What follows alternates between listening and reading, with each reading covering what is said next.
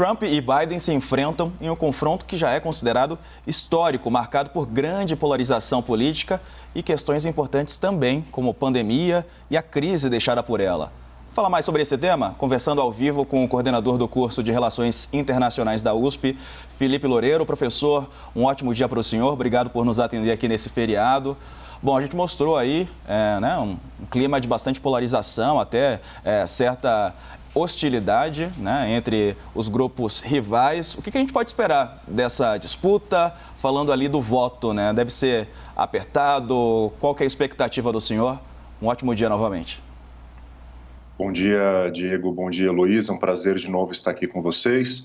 É de fato uma das eleições mais polarizadas, mais difíceis da história recente norte-americana. O presidente Trump vem questionando a legitimidade do processo, especialmente no que se refere aos votos por correio, Então, é de se esperar, primeiro, uma eleição bastante apertada, apesar dos democratas e de independentes estarem votando em grande escala.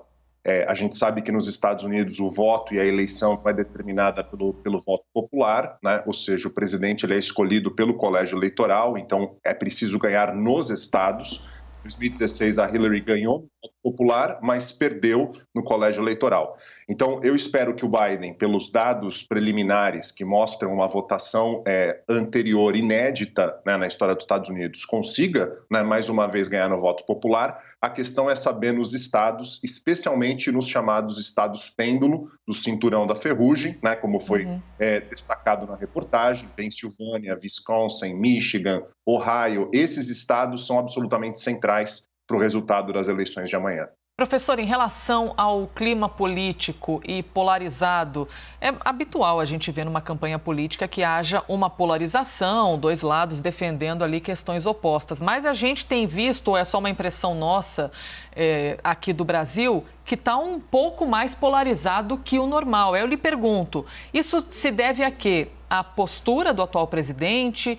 É um momento de pandemia em que estamos naturalmente mais sensíveis? Qual seria o motivo para a gente ver, inclusive, cenas de opositores cercando ônibus, cercando veículos, fazendo uma pressão? Então, Elisa, de fato é muito preocupante. Eu diria que tem N fatores, Não há dúvida que a pandemia criou uma situação bastante grave nos Estados Unidos, Um número de mortos indescritível, pensando na riqueza que os Estados Unidos possuem, no poderio da sociedade norte-americana, quase aí 230 mil mortos, mais de 9 milhões de infectados.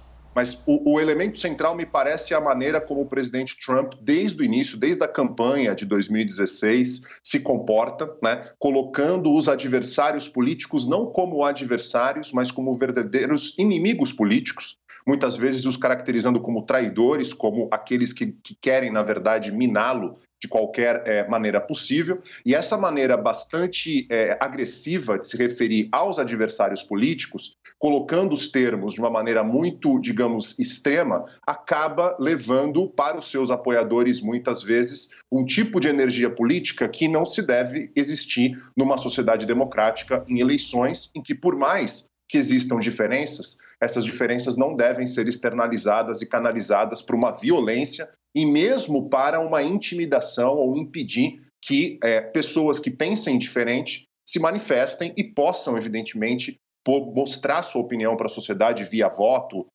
via qualquer outro tipo de manifestação pacífica e legítima. Professor, o presidente, atual candidato à reeleição Trump, já colocou em xeque, em dúvida, a questão do voto também, antecipado nos Estados Unidos, embora ele próprio tenha votado de forma antecipada na Flórida, Enfim, como é que o senhor vê e a possibilidade de Biden ganhar? Será que pode haver alguma, reclamação por parte de Trump, Então, Diego, é muito preocupante porque pelos dados que nós temos preliminares, a gente vai ter aí um número recorde de votação por correio, Inclusive já votaram, as eleições são oficialmente amanhã, mas já votaram nas eleições 90 milhões, mais de 90 milhões de norte-americanos. O que só para os espectadores terem uma ideia, isso dá aproximadamente 70% da votação total de 2016. Grande parte desse voto antecipado, ele também pode ser feito presencialmente, mas grande parte desse voto antecipado, ele foi feito pelo correio, né? Então, a forma como o presidente Trump vem deslegitimando o voto por correio, dizendo que é um voto fraudulento, sendo que não há quaisquer evidências nesse sentido, né? E há vários estados nos Estados Unidos, Oregon, Colorado, que já utilizam voto por correio há um certo tempo, né? E nunca houve uma situação de fraude, né? E que possa dar o mínimo de evidência para esse tipo de acusação. Essa postura certamente é muito preocupante. E aí vai depender, Diego, do quão próximo vai ser o resultado em determinados estados. Se, por exemplo, a gente tiver na Pensilvânia, na Flórida, em Michigan, uma diferença de votos que fica aí na casa de 10, 20, 30 mil, né, que pode parecer um número até, digamos, grande, mas é um número pequeno pensando no universo de votos, não tenhamos dúvida que isso vai acabar indo para as cortes estaduais e para a Suprema Corte, vai haver judicialização e aí qualquer tipo de questão pode ser judicializada. A assinatura, se ela bate ou não com a assinatura do registro, o tipo de envelope que foi utilizado, a data que esse voto por correio chegou. Então, se for uma eleição apertada nos estados, provavelmente nós veremos uma longa e perigosa disputa judicial entre os candidatos ainda semanas à frente. Professor, aproveitando a sua presença aqui, eu gostaria de falar sobre as relações internacionais do nosso próprio país com os Estados Unidos.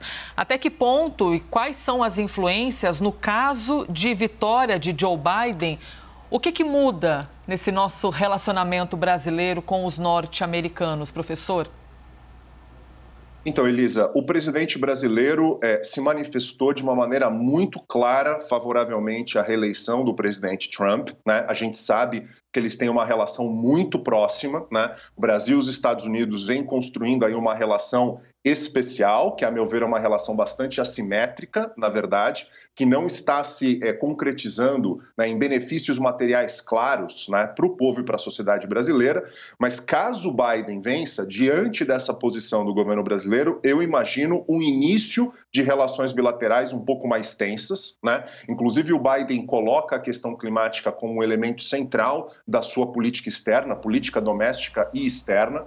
Então, certamente isso também poderá gerar tensões bilaterais, mas, a meu ver, o Biden ele é um político muito pragmático, né, de história moderada e de negociação, não tem uma postura polarizante e o Brasil certamente é um país importante para as relações norte-americanas aqui nas Américas e no mundo, né? Então, com o tempo, apesar de tensões poderem existir por causa desses elementos que eu trouxe, eu imagino que as relações devem migrar para um lugar mais cordial, né? Mesmo que não tão ligadas, especiais e intensas como agora, sobretudo porque para os Estados Unidos é fundamental também impedir uma crescente penetração e participação chinesa na economia, nas finanças, na tecnologia e comunicações aqui no Brasil. Então, com o tempo, vejo mais relações pragmáticas, cordiais, mesmo que inicialmente por causa de questões ambientais ou mesmo da forma como o presidente Bolsonaro se portou, né, você tem algumas tensões específicas.